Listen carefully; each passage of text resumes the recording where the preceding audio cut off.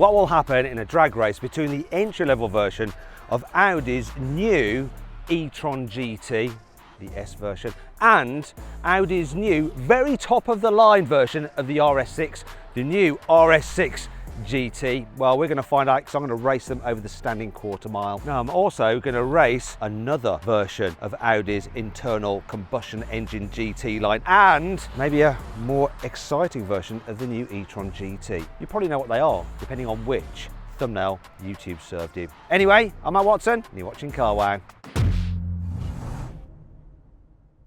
The Audi RS e-tron GT is powered by 2 electric motors. There's one on each axle, so you've got 4-wheel drive. Combined, they put out 592 horsepower and 740 newton meters of torque. However, when you engage launch control for a short period of time, you have a total of 680 horsepower to ensure it can get the best time off the line. The e-tron GT weighs in at 2,385 kilos and it costs from just under £109,000. The RS6 GT has a 4-litre twin-turbo V8 that puts out 630 horsepower and 850 newton meters of torque. This drives all 4 wheels via an 8-speed automatic gearbox with launch control. The RS6 GT weighs in at 2,075 kilos and it costs just under £177,000 before it's sold out. Hey Rory, tell me a bit about your car, because I know that things have changed quite a bit with the Audi e-tron GT lineup. There's like the S, which is this one, then there's the RS and the RS Performance, which is the really mega fast one. All have more power than the old fastest one, and the old fastest one had 650-ish horsepower, but this one now has 680 horsepower. What's different about this new one? We've got uprated motors on the front and back and new batteries, which are basically more power dense and can deliver more power, and they're more efficient. Okay, let's see if it's powerful enough to beat this very top of the range Audi RS6. A swan song for this car, the RS6 GT, which actually doesn't have any more power than the current RS6 Performance, but it's 15 kilos lighter because of some Alcantara and carbon. Anyway, sound check. You've got to make a noise because you're in an electric car and your car is silent, so...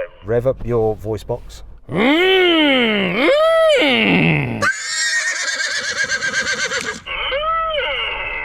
So it sounds like a horse. It was slightly like a horse, getting rather excited about a forthcoming meal. I was like, In fact, I went a bit Yoda then. Oh, young Skywalker, fast you will be. Anyway, let's get on with this. Oh, I'm going to rev up my car. Wait, have a listen to this. Does it sound good? Do you know what? All cars may as well be electric now with all these soft limiters, because you just get disappointment. Maybe it's better when we're moving. So let's get on with the race, shall we? 3, 2, 1.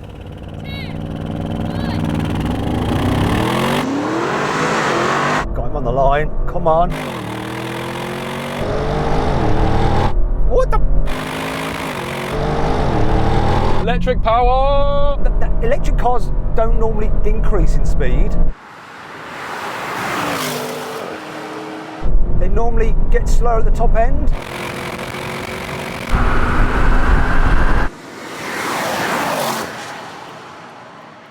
All right. Was expecting maybe you to get off the line first and then me come back at you, not the other way around. So that was really impressive. Listen, I'm going to have another go, best 2 out of 3, but I don't think it's going to matter. Let's do it anyway. What piece of shit is that? What is this? It's the only GT there is. Wait a minute. These guys are from Audi. Do you work on the e-tron GT project and not the RS6? No, we didn't work on this car. Otherwise it wouldn't be fast. This seems to be going slower than the standard RS6 Performance. Is it because of the heat? Well, maybe a bad start. No, it wasn't. The start was all good, then he came past. Try another one. I will. Maybe. Shut up! 3, 2,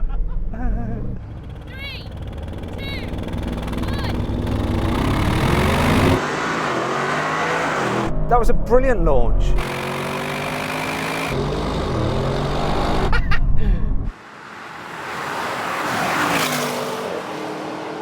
It's not going to do better.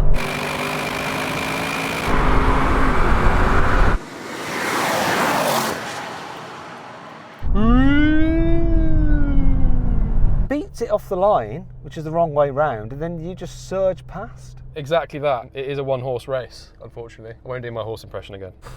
Oh, I want to hear it. Do you? Can we have the horse, please? That was definitely a horse. So then what exactly happened? Well, the RS e-tron GT won. It completed the standing quarter mile in 10.8 seconds. The RS6 GT took 11.3 seconds. If you're changing your car, then you've got to check out CarWow, because there's nothing quite like knowing that you're getting a great price, both when selling your old car and finding a new one. CarWow makes all the stuff that's hard work about car changing, like the haggling, the no-shows, and the nasty surprises, a thing of the past, life-changing. Now, if you want to go to CarWow right now, I'll put a link in the description of this video and the pinned comment. Alternatively, you can click on the pop-out banner appearing in the top right-hand corner of the screen now, or scan the QR code on screen using your mobile phone to go directly there. Car change, CarWow. Rory, I was a little bit disappointed with my GT's performance, so I've jumped into another GT, this time the R8 GT.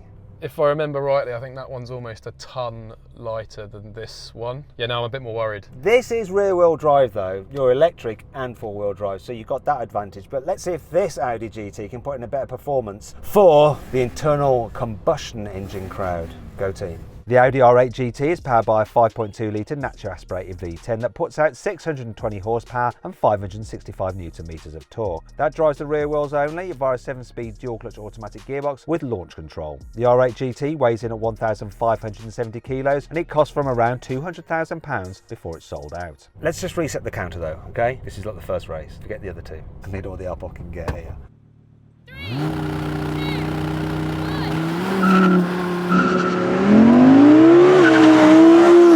Come on! No, no, no. No chance.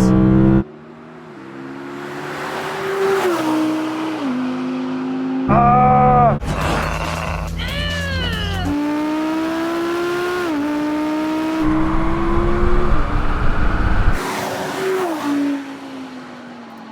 This launches pretty well for a rear-wheel drive car, but that's just gone.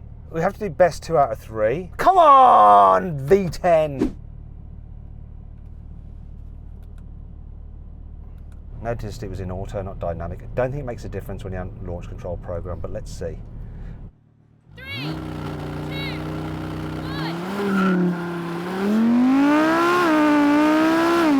I'm really gripping the steering wheel dead tight, but it's not making any difference.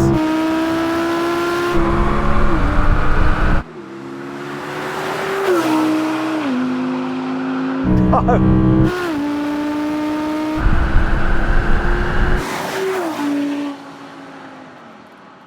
Made no difference. Doesn't matter what mode I was in, it is what it is. Shut up. So then what exactly happened? Well, the e-tron GT won again. It completed the standing quarter mile in 10.8 seconds. The R8 GT took 11.4 seconds. Right, Rory, what we're going to do now is a rolling race. We're going to put the cars in comfort mode. I'm going to be in just normal automatic mode of the gearbox. We're going to do a roll on from 80 kilometers an hour, 50 miles an hour, and we'll race to the half mile, see what happens. Yeah, let's do it. Is there any limiter on the top speed of this R8 GT? Wait a minute. It's a man from Audi checking his phone. He's probably looking on CarWow. But are you looking on CarWow UK or CarWow Germany? That's the question. 320 kph. Okay, let's do it. I might have an advantage of top speed. You have a limiter at like 245 kilometers an hour. Yeah, let's do this. 3, 2, 1, go. This kicked out so well, but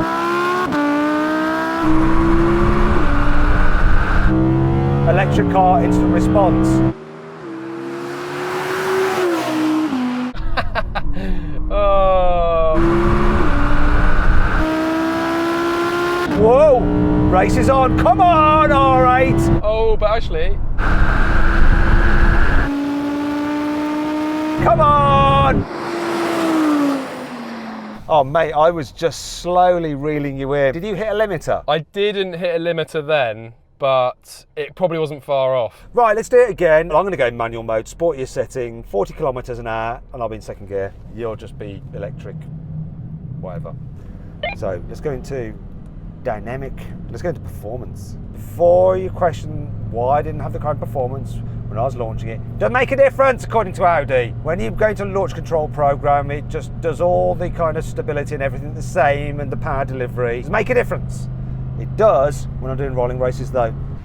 Consider the 500 kilowatts in the e-tron GT is only during launch control. So if you launch while rolling, then it's only 435 kilowatts, which is 591 horsepower. Well, you heard that, he heard that, I heard that, and I'm very happy. Let's do it, come on.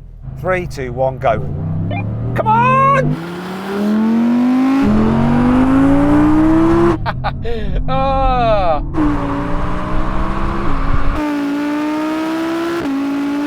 Come on, press!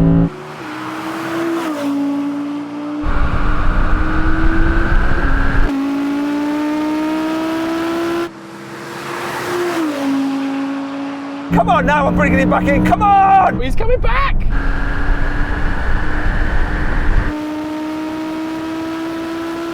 All the way, I'm not going to do it, but it's close.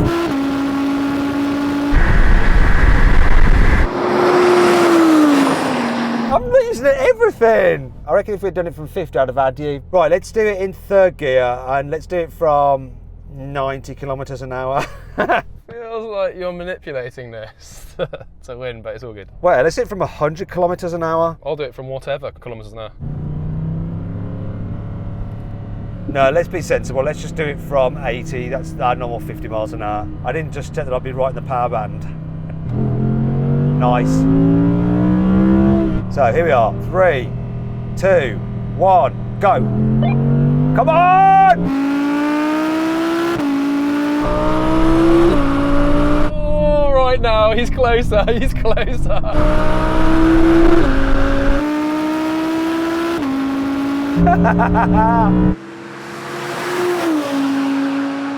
He's finally beaten the e-tron GT entry-level S model.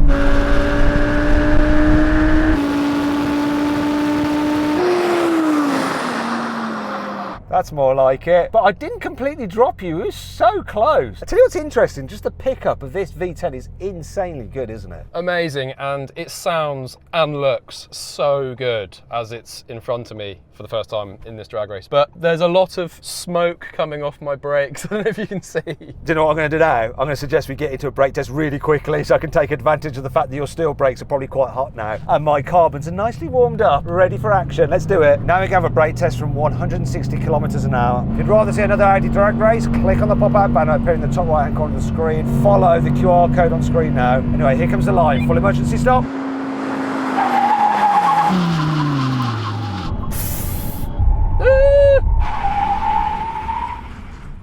Oh dear, Rory, that's quite a bit in front. You bobbed about on your brakes a bit as well. So Matt, seeing as you got to upgrade your GT model from the RS6 to the R8, I've upgraded my e-tron GT model from the S to this, the RS Performance. So I thought it'd be a good idea to have a quick drag race to show you just how amazing this thing is. And then, because this has performance tyres and carbon ceramic brakes, I'd also like to do a brake test and try and beat that, which weighs almost a ton less. The Audi RS e-tron GT Performance is powered by 2 electric motors. There's one on each axle, so you've got 4-wheel drive. Combined, these deliver 843 horsepower, 1027 newton meters of torque. However, when launch control is engaged, the car momentarily ups its power to 925 horsepower for the best launch time possible. The car weighs in at 2,395 kilograms and it costs from just under £144,000. One thing I might want to do though is just change my tyre pressures because I think they're a little bit high and it might be affecting the acceleration of this car. So I'm going to see if I can get a slightly better time with it by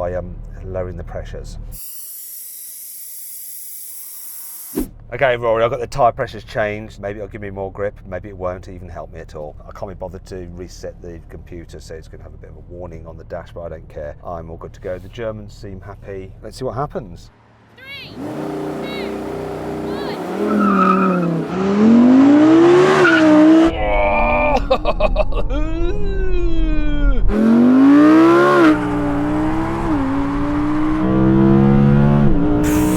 God.